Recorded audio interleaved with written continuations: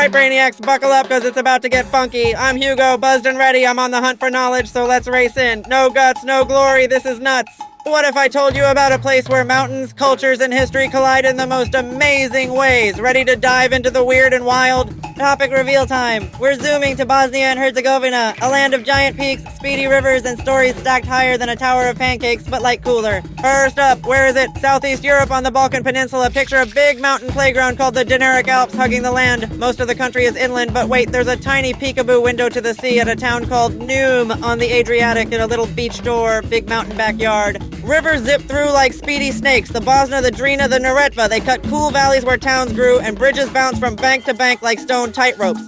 Fun fact alert. The name Bosna may come from a super old word for running water.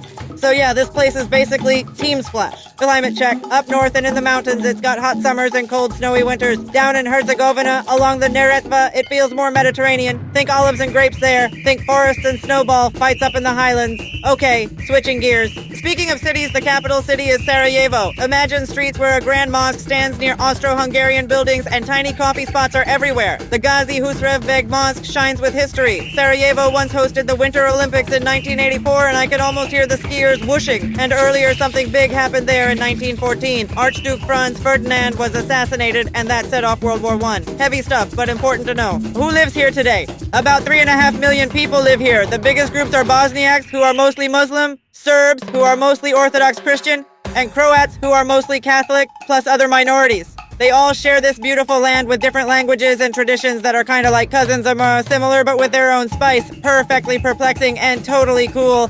History speed run. Hold on to your fur. Long ago, Illyrian tribes lived here. In the south, a tribe called the Daurs built a city named Darsen with mega stone walls as tall as a giraffe on tiptoes, almost Mycenae level. Later, Rome rolled in with roads and towns. Then Slavic groups arrived and new languages mixed in. Over time, a local Bosnian state grew. By 1377, Tvrtko Tvrd put on the crown and Bosnia became a kingdom. Boom, boss mode. Then the Ottomans came in 1463. They brought new ways to run the land, new art, and new bridges like the Starry Most in Mostar. Cities bloomed with markets, libraries, and schools. Later, in 1878, Austria-Hungary took charge and added railways, laws, and fancy buildings. So you can still walk one block and feel Ottoman vibes, turn a corner, and it's Habsburg chic, like time travel with snacks. And now, hold on to your fur. This next bit is bonkers. Historians sometimes debate early arrivals in the Middle Ages. Some say groups called Serbs and Croats came later in small numbers and their names spread. Others say maybe more people moved and settled. The old books are kind of fuzzy, like when your glasses fog up after hot cocoa. So what do? We ask good questions, compare clues, and stay curious. Science of history for the win. Speaking of wild stuff, check this out. By the late 1500s to early 1600s, Muslims became an absolute majority in Bosnia and Herzegovina. How? Not from giant waves of newcomers, mostly from local people choosing Islam under Ottoman rule. That changed holiday traditions, names, and city life. Different churches and mosques stood in the same town, sometimes cooperating, sometimes disagreeing. History is a big pot of stew, lots of flavors in one bowl.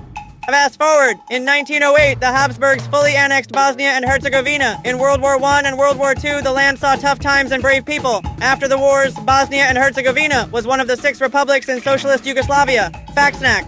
Big factories and even car building in Sarajevo. Zoom zoom. Then, in the 1990s, the country became independent. Today, it has a special power sharing system. 3 leaders take turns in the presidency, and 2 main parts called entities plus the Berchko district help run things. It is kind of complex, like a puzzle that needs teamwork. Modern vibe check, the economy makes metal goods, wood products, and yummy food. There is farming in the hills and vineyards in sunny Herzegovina. Tourists love Sarajevo's old bazaar and Mostar's famous bridge jumps. And the country is working toward joining the European Union and is also a candidate for NATO membership, step by step, paw by paw. City spotlight again. Sarajevo's Gazi Husrev Beg Mosque is a jewel with calm courtyards. Nearby, you see Austro-Hungarian buildings with fancy faces.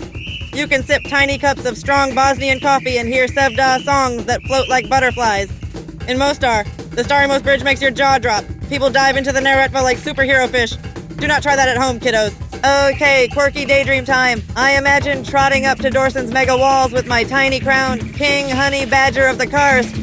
I would guard the gates with a spoon as my scepter and yell, "Halt! Who goes there? Bring me figs and facts!" Then I would nap on a sunny stone and drool on history books. Hakuna Matata. Before we wrap, a quick name game. Herzegovina means the Duke's land. Long ago, a big boss named Stjepan Vukčić Kosača used the title Herzeg, like Herzog. Boom, Herzegovina. So Bosnia and Herzegovina equals waterland plus Duke land. Pause for a moment, that is word wizardry. Next up is a doozy. I want to sniff out how this crossroads of mountains and rivers shaped ancient trade routes and how those beats still bounce in today's music. Get a load of this, folks. That's a wrap, folks. Stay wild and wonderful, because the world is a pawsome place to explore. Give yourself a tail wag and high five.